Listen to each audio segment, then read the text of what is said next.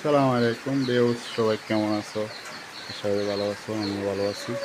তো কি একটা অবস্থা, আজকে এক সোমবার।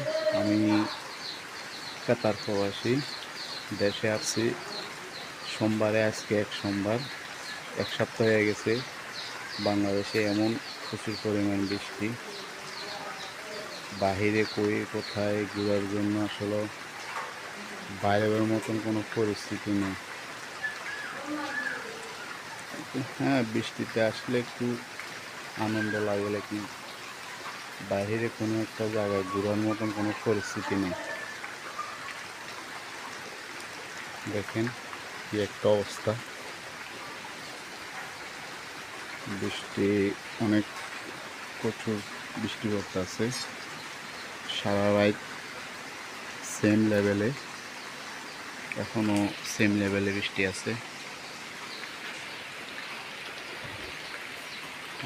ঠিক আছে বন্ধুরা, সবাই ভালো থাকো, জানাইও সবাই কেমন আছো, আর আমার মতন কে কে বৃষ্টির সিজনে বাড়িতে আসছো।